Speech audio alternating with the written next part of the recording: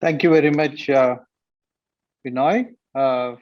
So now that we have set the stage that where we are and our aspirations on continuing towards excellence in leadership is what we would like to discuss. So now I would like to invite each panelist to share their opening remarks in response to whatever you have heard for a few minutes each. So may I first invite Dr. YVS Lakshmi to share her thoughts. Thank you, Professor Hari. It's a great occasion to be present here today. Thank you very much to ECE department for inviting me for this panel. And I would also like to thank our director, Professor Rangarajan. It was a very wonderful talk. Um, I was in ECE in 94. So I did my MSc engineering as well as PhD. And I worked on high TC superconductors. And I worked with Professor Satyam, who was very keen on making us to invent something. So that's how I have a patent, and that's how I have taken up IPR as one of my main activities. Um, it is a wonderful presentation from Professor Vinay Boy. We have really gone through a great journey. And two things, I don't want to be very negative. Diversity, of course. I don't see any lady professor or a faculty member in EC department. And one more thing, we would also like to, of course, ISRO, and I think more collaborations with organizations. Of course, CDOT is also having a small engagement with IAC. We could do better in that. Thank you very much. Okay. Thank you, Dr. Lakshmi. May I now invite Dr. Aloknath De, who's to share his opening remarks. Thank you. Thank you, Professor Hari.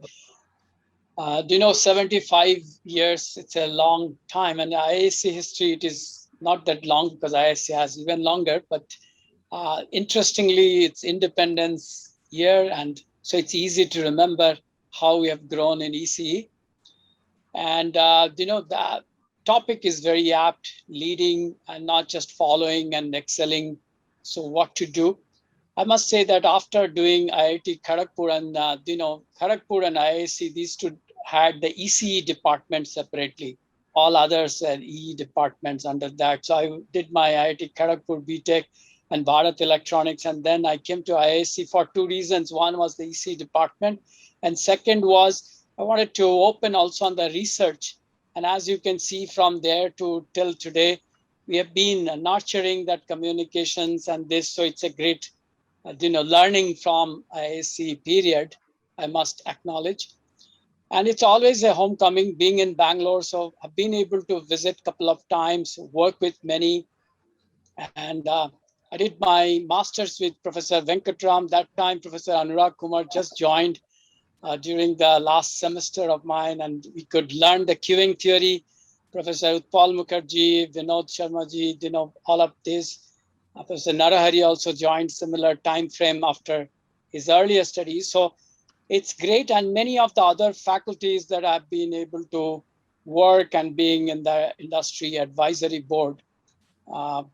So a couple of points, and we could discuss more, but I picked it up. One, what Professor Hari was saying is past a baggage or can it help for future? So maybe we can discuss more on that.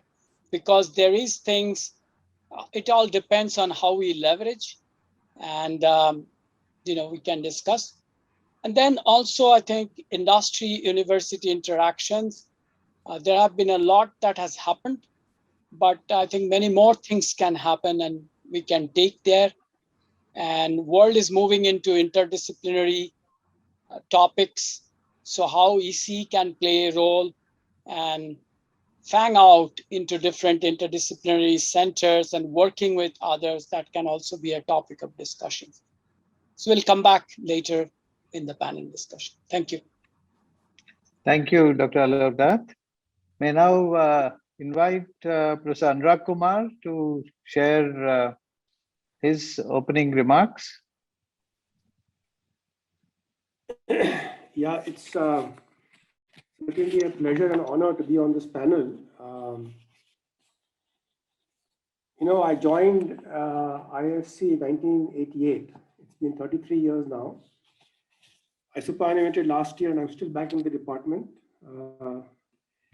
The department has evolved in so many different ways in the last 33 years. Maybe I'll take this opportunity to address the first question, the first of the two questions that the alumni seem to have raised. Is the future of ISC or the future of ISC as well, ECE constrained by the past? I would say an emphatic no, because if we were, we wouldn't have evolved the way we evolved over the last 33 years. During my time, when I joined in 1988, and I could see it dramatically over the next few years, the practices of the way we recruit people dramatically changed. So much so that today, I think we are recruiting some of the best young faculty anywhere in the world who probably would be able to get similar positions in top universities around the world. And our recruiting practices are such that I think we are getting some of the best people, not only from the crop who apply to India, but even from the crop who apply anywhere else in the world. Around the 1990s, ISC and of course ECE department began emphatically to emphasize that we cannot simply do the work in our laboratories and keep quiet about it. We do need to publicize the work through the usual method of publication. And I have those plots somewhere in my computer, and you can see that how the number of publications each year have risen from the 1980s in IISc, and a little later, a lag of about 10 years in the IITs. And today, I think the quantity of publication coming out of IISc and the IITs is rivaling each other, and they're at a respectable level. What we seem to lack, though, is the ability for the research from IISc to be the cutting edge research which leads the world. We are always followers. So I think we've had three phases: the emphasis on quality of recruitment, which I think has really sort of taken root now. We do need to emphasize more on diversity, as Lakshmi already said. The emphasis on high quality and a lot of publications. And I'll talk a little later when I'm called upon again to sort of try to address the issue of technology earthquakes. Thank you. Thank you, Professor Anurag. May I now invite Professor Narahari to share his opening remarks.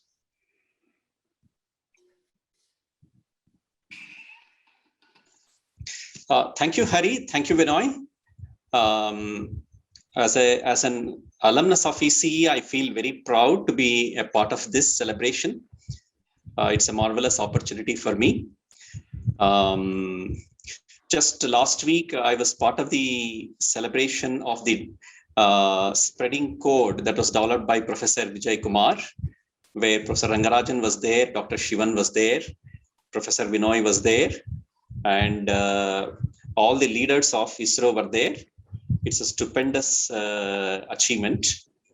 And over the years, I can see that ECE department has made a mark in several different ways.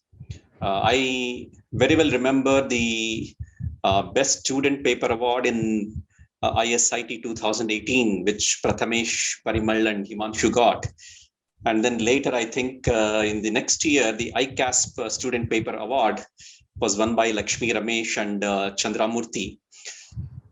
So like that, I think there have been several achievements that ECE can be credited with in the past few years. But I would only say that these achievements have to become much more frequent. I think they should scale up by at least 5 times, then everything will fall in place. Regarding ECE becoming the epicenter of a technology earthquake, I feel that all the elements are there. ECE stands for excellence. However, I feel that ECE should be much more ecosystem aware. ECE should take an EECS centric view.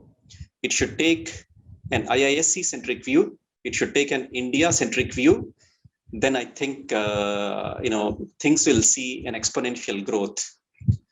So talking about exponential growth, I feel that ECE should be like an exponential random variable, absolutely memoryless.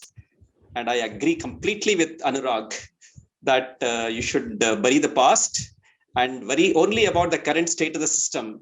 And Vinoy has beautifully presented the current status of the system. So I will end for now, and then I'm sure I'll have an opportunity of saying something more very soon. Thank you. Thank you, Prasanna Hari. Now that you've heard the opening remarks, I would also like to invite Anjana Mahesh, a student, if she would like to share some of her thoughts at this point in time. Anjana. Thank you, sir. Hello, everyone. I'm Anjana. I'm a third year PhD student in ECE. It's a real privilege to have been given this opportunity to participate in this discussion. I'd like to bring your attention to the importance of students, the role of students in the future of ECE. Most of the panelists have spoken about like diversity in hiring faculty members or the quality of the faculty members in the institute. I'd like to point out the importance of having to address the concerns of the students, as well as attracting new students into the department, so as to which is also an important factor, I believe, in the future of our department.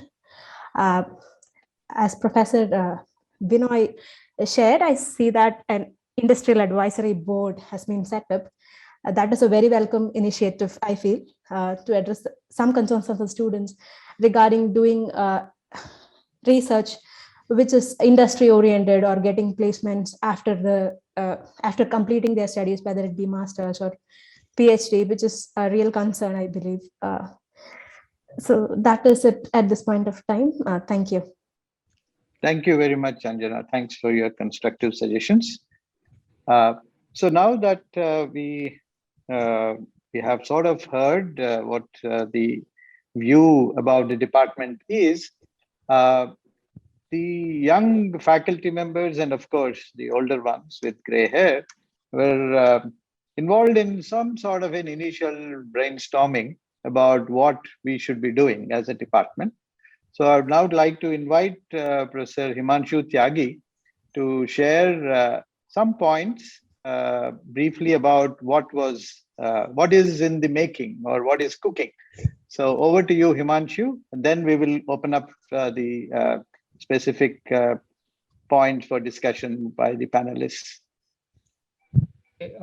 Thank you very much, Hari. Can you see my screen? Yes.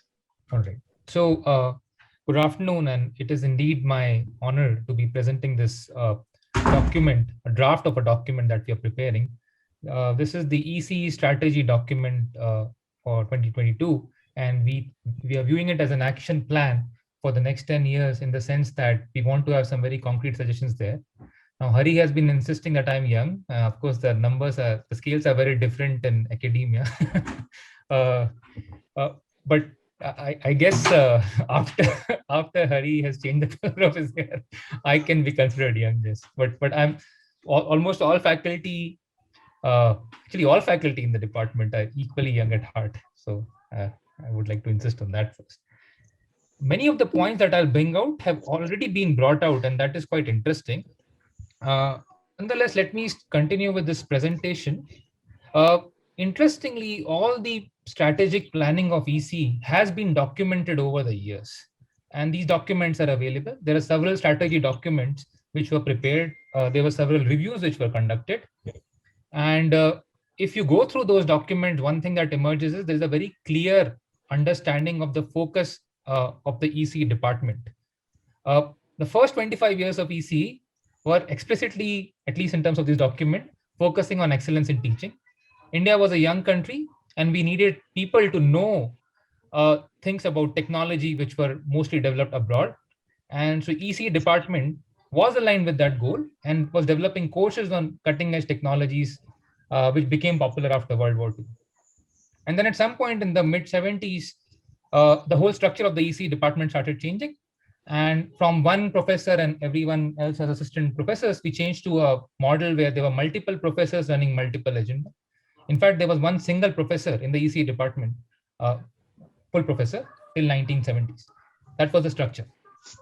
Now, in that new form, multiple research threads emerged, and we moved towards this strong research threads in various areas. And then finally, this past 25 years, the years in which most of us have participated, there was a clearly stated goal of excellence in research. And I can say that when we go to our conferences and we talk to people, our elders have taken care of a brand, of building a brand for us, which we can now enjoy.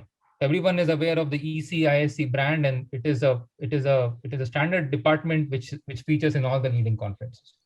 So in this sense, I would say that the focus of ECE has changed with the focus of country, from building the basics, then trying new technologies, to trying excellence in research. And with this view, for the next 10 years, and maybe even going forward, we think that the focus should change even beyond excellence. So what is beyond excellence?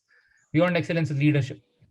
So the theme for this next 10 years for us is societal impact and global research leadership. And of course, excellence is required for leadership, but there's more that is needed. And we will focus on the societal impact in broader form as an important metric. So what I'll present now is the items that we have started collecting in the strategy document, taking input from all the different stakeholders, from all different faculty members. And also we will reach out to student as well as the industry advisory board. So Anjana, we will take student feedback. That's a part of the plan. So I'll just point out the key things that have emerged. First, leadership in research. The focus has to move to research breakthroughs. I'm just pointing out some bullet points here because we thought it is important to have concrete action items. We want to have a strong postdoctoral research program, which is currently missing in the department. There are some postdoc positions, but typically the number of postdocs is few. We would like to improve student quality, and we would like to have a more comprehensive student education in terms of various aspects. We would like to reward research ambition in hiring and promotion of faculty members. ECE department has had a rich history of system building, and we still have it, but it is sort of not in the forefront over the last few years. And we think this is an important thing we have to bring back. We have to move towards, as an engineering department, we have to revive strong system building traditions. And we want to encourage faculty for leading large collaborative projects.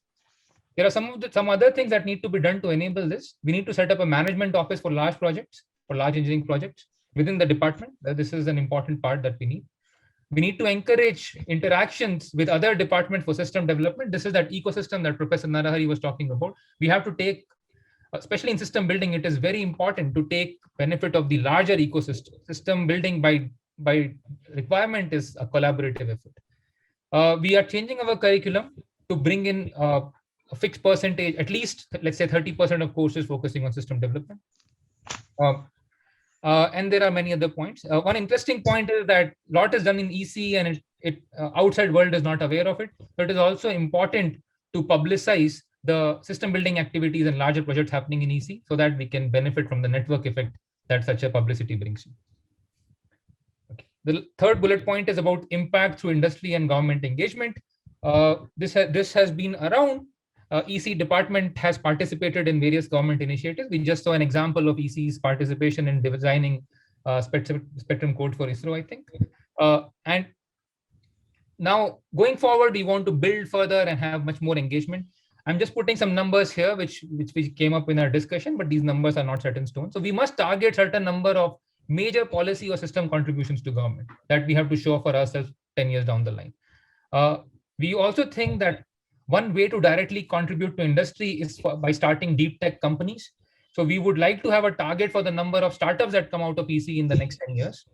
We would like to encourage faculty not only to do cutting edge research, but try to convert their research into products, industry scale products. And it is important that we facilitate a smooth career trajectory for faculty interested in starting companies for this purpose. And then coming to this very important last point, ECE is lagging on its diversity goals. That's something we all are very aware of, and it is frankly speaking embarrassing. And so it is very important to take this up on high priority. And we would like to firstly attract people from different sections of society to apply to our department, because even the input pool is not very representative maybe. And then also we would like to set hard targets for number of women and minority candidates to be hired in the department. To be able to claim ourselves to be a leading department in India, we must represent all of India in some form. Thank you. That's the summary of the evolving document.